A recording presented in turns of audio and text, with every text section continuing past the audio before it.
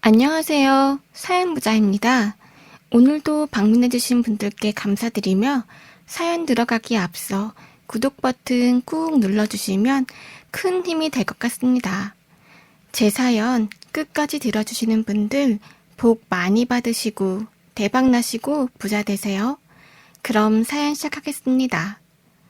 사연을 듣다 보니 저도 많은 걸 느끼고 앞으로 이렇게 살아야겠구나 하는 생각도 들면서 매일 재미있게 듣고 있습니다. 저는 충청남도 아랫지방에서 착실하게 농사 짓고 사는 농촌 총각입니다. 요즘 젊은 분들은 어렵고 힘든 일 많이 안 하시려고 하는데 제가 생각했을 땐 농사만큼 한 만큼 수확할 수 있고 정직하게 결과가 나오는 일은 없다고 느껴져 남들 다 서울로 떠날 때 시골에 남게 되었어요. 어릴 때부터 아버지 어머니가 일하시는 거 보면서 저도 따라 도왔으니 농사 일은 20, 30년 차가 된 것 같네요. 그런데 저한테 딱 한 가지 시골에서 농사만 짓다 보니 결혼 시기를 놓치는 노총각들이 많았고 저도 그 중에 한 명이었어요. 저희 동네는 산에 둘러싸여 있는 물 좋고 공기 좋은 곳으로 뭐든 심어도 농작물 수확이 꽤나 괜찮은 곳이에요. 저는 말이죠. 농사를 하시는 아버지를 따라 어릴 적부터 거름주고 밭일 구고 잡초 뽑는 것부터 시작해 그렇게 몇십 년을 농사일만 하다 보니 어느덧 꽃다운 청춘은 지나가고 햇볕에 얼굴이 까맣게 타서 제 나이 또래보다 좀 더 들어 보이는 46살 시골 농부가 되어버렸지 뭐예요. 시간이 참 빠르더라고요. 시골이라 그런지 더욱 그런 것 같아요. 서울 같은 대도시는 복잡복잡하겠지만 농촌 생활은 부지런하기도 하고 날씨 영향을 많이 받아요. 어릴 적엔 씨 뿌린 땅에 수확이 다 끝날 때쯤 감자밭에 가서 남은 조막나 감자 캐서 애들이랑 지불놀이 하면서 구워 먹고 논두렁에 미꾸라지 잡으면서 흙도 좀 먹고 그렇게 컸네요. 저는 일남 일녀의 장남인데 막내는 어릴 적에 안 좋은 사고를 당해서 먼저 하늘로 가게 되어서 그렇게 힘든 일을 겪고 나서 한평생 부모님을 보필하기 위해 농사일만 하면서 살아왔어요. 그러다 동네 좋은 형이 요즘은 버섯 농사가 그렇게 잘 된다고 추천을 해주셔서 어렵사리 귀인에게 아주 귀한 종균과 배지를 공급받아 버섯 농사 외길 인생을 걷게 되었습니다. 처음 시도해보는 농사였지만 잘만 하면 들어가는 노동에 비해 수익이 많이 난다고 해서 최선을 다해서 버섯에 매달렸던 것 같아요. 수차례 망하고 흥하기를 반복하다 엠포털에서 사는 스마트 스토어에 입점했는데 운이 정말 좋게 대박이 나게 되면서 맛 좋은 농사꾼 버섯으로 입소문을 타면서 돈을 벌게 되었습니다. 피땀 흘려 고생한 끝에 제 명의로 된 집도 한 채 사고 농사 지을 땅도 더 사들이면서 억대 매출 농부가 되었어요. 자랑은 아니지만 한 번은 지역신문에 제가 서민갑부로 지역신문에 난 적이 있고요. 그렇게 정말 밤낮으로 일해가면서 아침 6시에 시퍼런 하늘 보면서 새벽같이 나가서 부지런히 농사 지었습니다. 그러던 어느 날이었어요. 농사 짓는 땅 주위로 조막당이 있어서 깨랑 고추 심고 있는데 저 멀리서 소리가 들리는 겁니다. 진철아, 누가 집에 왔나 보다. 얼른 집에 오거라. 하던 일은 놓고 얼른 와라. 알겠지? 집에 제 손님이 올 사람이 없는데 누가 왔다길래 누구지? 싶어 저는 단걸음에 얼른 집에 가봤어요. 마루에서 웬 40대 초반 되는 여자분이 앉아 계시는데 어머님 말씀이 중매쟁이래요. 어머님은 손님 오셨다며 달달한 커피랑 사과를 얼른 깎아서 내어오셨어요. 아이고, 멀리까지 오느라 고생 좀 하셨죠? 야가 한평생 농사만 짓다 보니 주위에 여자가 없어서. 근데 아무리 생각해도 얘를 혼자 두고 죽을 순 없으니 그 전에 손주도 보고 우리 아들 잘 사는 거 보고 싶어서 부탁 좀 하려고 불렀지. 라고 하시는 겁니다. 알고 보니 어머님이 아들 늦게라도 장가를 보내야지 싶으셨는지 중매쟁이를 불렀었던 건데 국제 결혼을 알선하는 분이셨고 저에게 보라며 사진 한 장을 불쑥 내밀는데 이분 어떠세요? 어떤 스타일 좋아하세요?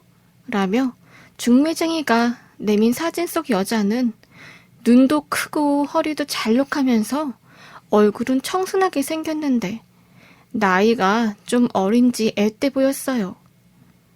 저는 좀 어린 것 같은데 몇 살이냐 물으니 20대 중반이라고 조건만 맞으면 이런 여자분도 얼마든지 가능하다고 하셨어요.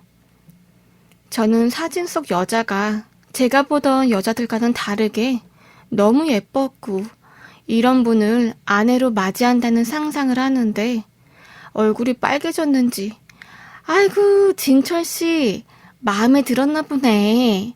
얼굴이 다 빨개지고 말이야 하면서 중매쟁이가 막 웃었습니다. 매일같이 버섯만 따서 여자분은 오랜만이라 그런가 얼굴이 시뻘개져서 속으론 엄청 민망했어요. 요즘 같은 세상에 농사 짓는다고 귀농하는 젊은이들도 없는데 시골에 젊은 색시가 어딨겠어요. 또 제가 평생 여자를 안 만나봐서 연애 초반에 어떻게 해야 될지도 모르겠다고 말했더니 아이고 진철씨 그런 걱정은 하덜덜 마셔요. 저희가 한두 번 중매하는 것도 아니고 이번에 시에서 농촌총각 장가 보내기로 지원도 좀 받아서 하는 거니까 아무 걱정 안 하셔도 되고요. 여행한다 생각하시고 저랑 같이 베트남 가셔서 괜찮은 여자분들 많으니까 같이 갑시다 고 말하더라고요. 어머니도 그래 이번 기회에 너도 좀 콧바람도 넣고 여기 일은 걱정 붙들어 매고 다녀와 라고 하시는데 어머니 말론 이 중매쟁이가 베테랑급이고 지금까지 100상 넘게 해서 시골 총각들 이어주고 잘 살고 있다고 건너마을 주민한테도 들었다는 겁니다. 얘기를 들어보니 건너마을 이장댁 아들도 국제결혼해서 잘 살고 있다고 예전에 들었던 기억이 어렴풋이 나더라고요. 그 말 들으니 46년 만에 나도 여자를 만나 결혼을 할 수 있는 건가? 하고 가정을 꾸릴 한 줄기 희망이 생기면서 들뜨기 시작했습니다. 저는 기분이 좋아 중매쟁이한테 너무 고맙다고 그날 직접 딴 최상급 버섯도 한 상자 선물해줬어요. 그렇게 처음으로 비자라는 것을 발급받아 난생 처음으로 베트남으로 떠나게 되었습니다. 농사일 때문에 해외 나가는 건 꿈에도 그리지 못했는데 어머니 아버지는 여기는 아무 걱정 말고 떡두꺼비 같은 아들 딸 스풍스풍 잘 낳고 너 마음에 딱 드는 색시만 데려와. 우리한테 그만한 선물도 없어 라며 신신당부했어요. 그렇게 색시를 찾으러 공항 가기 전날 밤이 되었습니다. 설레서 출발 전날 밤은 잠을 꼬박 새고 비행기에 올라 겨우 눈을 좀 붙일 수 있었어요. 어찌나 긴장이 되던지요. 그리고 중매 수수료가 좀 비쌌지만 언제 여자를 만나겠다 싶어 큰 마음 먹고 큰 돈을 주고 베트남에 3박 4일간 가서 선을 보게 되었습니다. 아무래도 직접 보고 얘기하면서 느낌이 통해야 되니까 거의 첫 소개팅이나 다름이 없었죠. 농사만 짓다 보니 뭐 아는 게 있나요? 여자에 대한 경험이 없어 쓱맥이란 소리만 듣고 살다 낯선 땅에 가니까 손이 후들후들 떨리더라고요. 그렇게 맞선 장소에 갔더니 단체로 몇 명 있더라고요. 한 테이블에 7에서 8명씩 있는데 20살 초반 여성부터 계속 들어오더라고요. 낯선 나라에 처음 간 것도 있어서 그런지 정신이 하나도 없었습니다. 중매하시는 분께 버섯 한 상자를 선물로 드려서 그런가 친절하게 자기소개를 베트남어로 써서 주셔서 그대로 읽었는데 알아듣는 건지 웃더라고요. 그렇게 하루에 30명 정도를 봤나? 제가 고를 처지가 되는 건지 정신은 하나도 없고 여자분들이 저만 보니까 얼굴만 시뻘개지고 아주 미치겠더라고요. 그러다 저녁때가 다 돼서 마지막 여자분들이 들어오셨는데 식은땀이 줄줄 흐르다 못해 이젠 나오지도 않더라고요. 아예 모르겠다 싶어 입에서 나오는 한국말로 막말을 했습니다. 저는 전남 농촌 총각이어요. 땅도 있고 집도 있는데 평생 먹여줄 버섯도 많아요. 베트남 마사지 짱짱. 제가 평생 마사지 해드려요. 하니 옆에 있던 여자분이 키득키득거리면서 웃더라고요.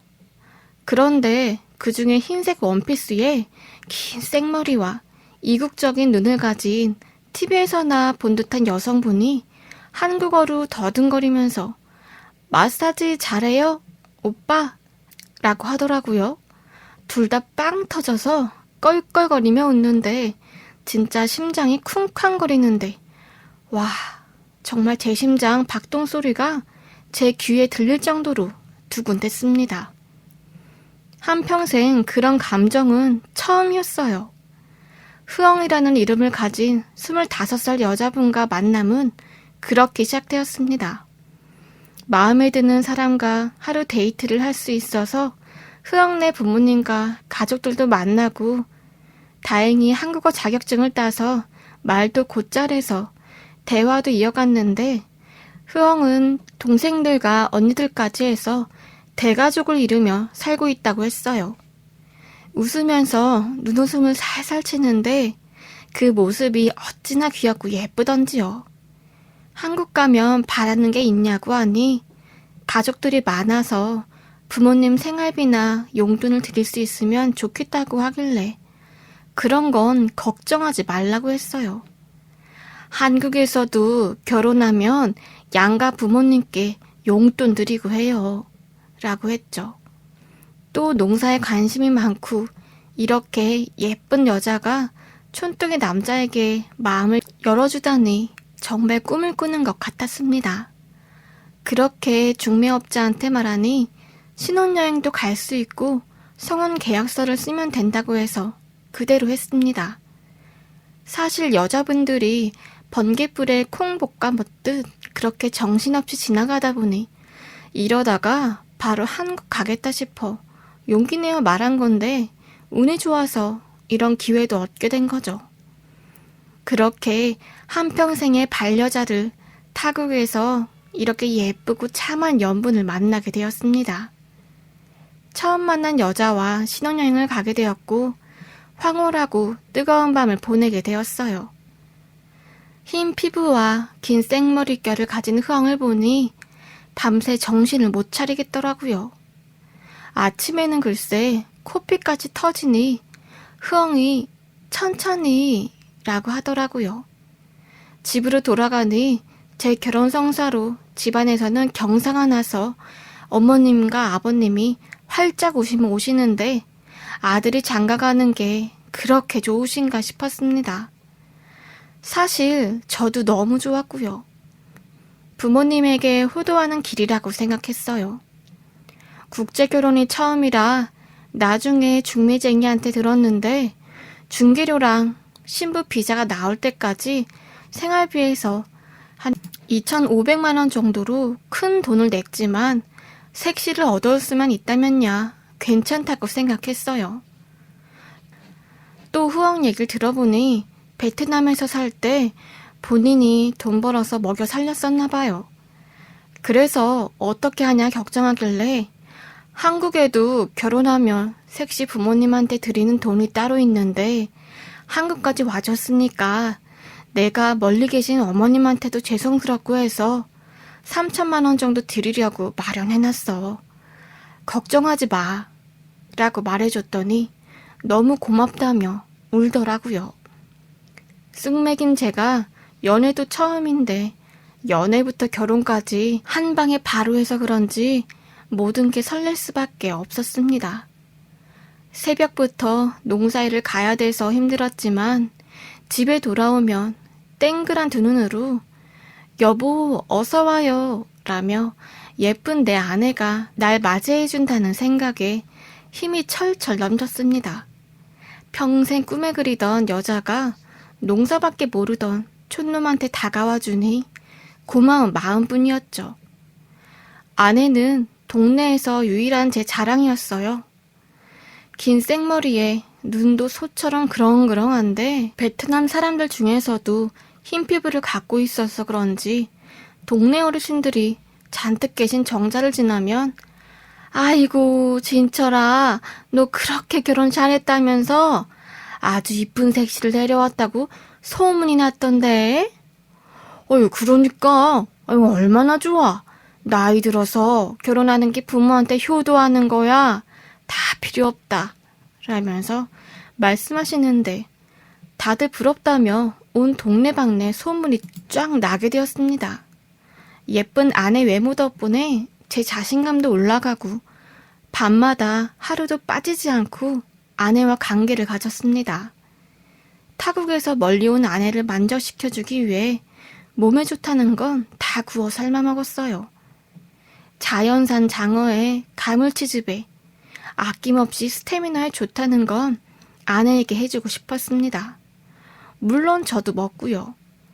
그렇게 뜨거운 밤을 지내고 나면 부부관계가 깊어져 갔고 아침에는 연세 많으신 부모님을 위해서 서툴지만 열심히 한국 요리도 해주었습니다.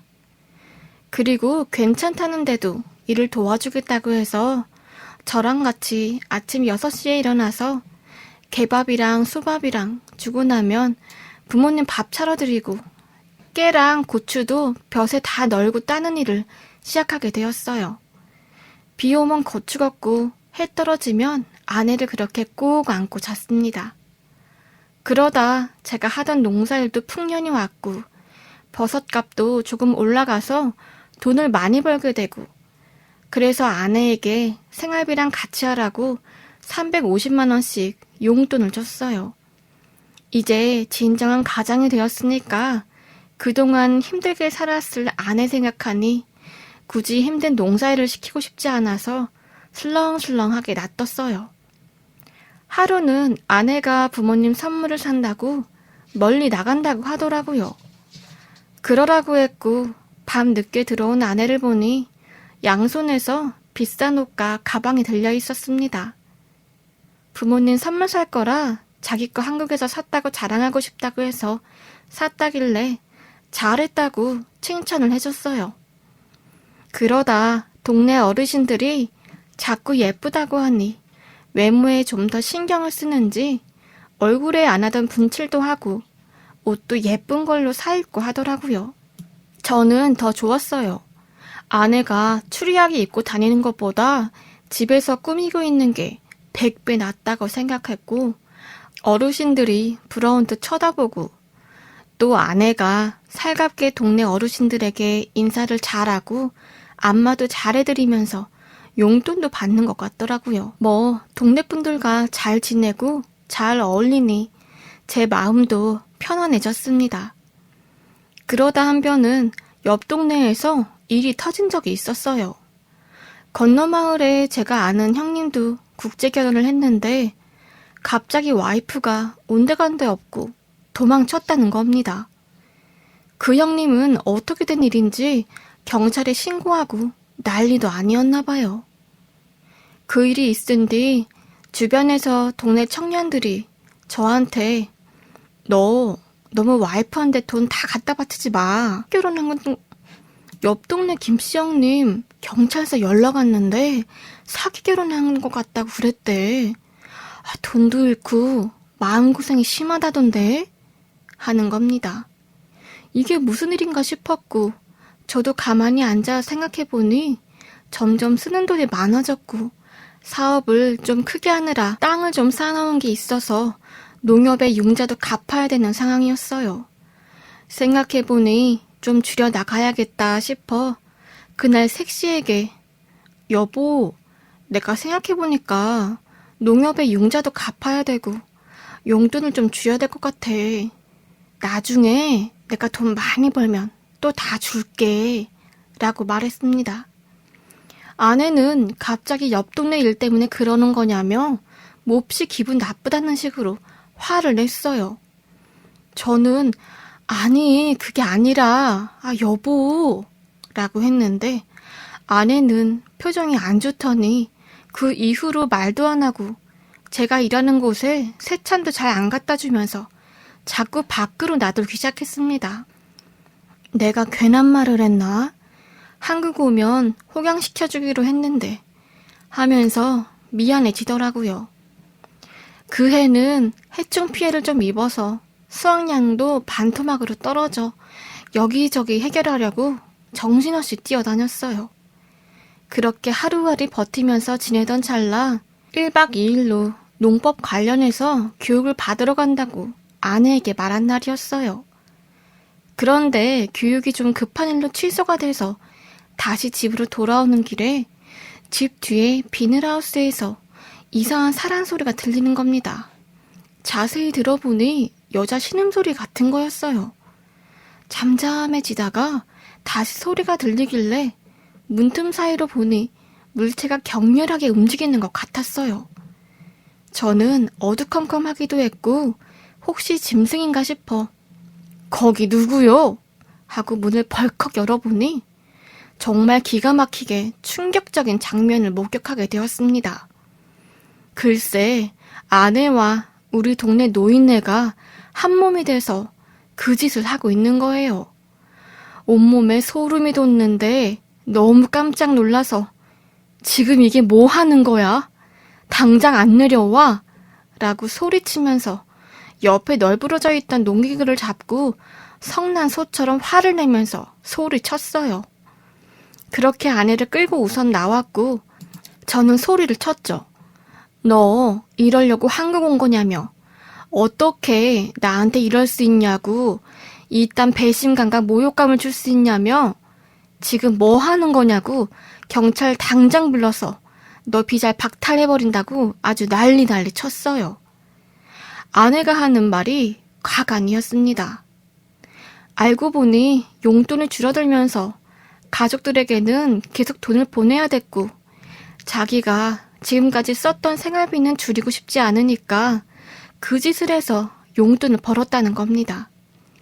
처음에는 노인들에게도 사근사근 잘하고 어깨도 잘 주물러드리니 한 푼 두 푼 용돈을 받다가 발정난 노인네들이 큰 돈을 주면서 달려드니 아예 작정을 하고 인적 드문 하우스에서 그 짓을 하고 있었던 거예요. 정말 기가 차고 억장이 무너지고 화가 치솟는데 도저히 참을 수 없더라고요. 결국 변호사 선임해서 사기 결혼죄로 위자료 소송에 이혼하고 국제결혼 중매쟁이한테 이 사실을 다 알리고 어떻게 해야 되냐고 잘못 소개받아서 이렇게 됐다고 국제결혼 사기로 고소하겠다고 생 난리를 쳐서 1,000만 원 정도 받아냈어요. 그리고 아내에게 마을에 있는 너랑 잠자리한 그 노인들 다 불어. 말 안 하면 비자 무효 소송에 강제 추방 당할 거야. 라고 말해서 돈 주고 관계를 맺었던 놈들 리스트 싹 다 찾아내서 경찰서로 넘기고 마을 사람들에게 다 알리고 아주 개창피를 줬습니다. 한순간에 일어난 일에 복수심이 끌어올랐고 제가 할 수 있는 법적 처리는 다 했지만 정말 마음은 무너져 내릴 수밖에 없었습니다. 부모님도 마찬가지셨고요. 그동안 열심히 살았는데 저에게 이런 일이 일어나다니 억장이 무너지면서 한동안 농사일도 끼니도 제대로 못 먹고 방황을 했어요. 제가 숙맥이라서 어떤 여자를 만날지 몰라서 이렇게 됐지만 지금이라도 어떤 여자인지 알게 돼서 그나마 다행이라고 생각하면서 무너진 억장 부여잡고 있지만 그동안 있었던 일만 생각하면 밤낮으로 고통 속에 마음이 무너져 내리네요. 농촌에 계신 농사만 하시는 청년분들, 저처럼 속지 마시고 한 번이라도 의심해 보셔야 될 것 같습니다. 물론 좋은 분 만나서 결혼하고 아이도 낳고 잘 사는 분도 있지만 저 같은 경우도 이번에 꽤나 있는 걸로 알게 됐어요.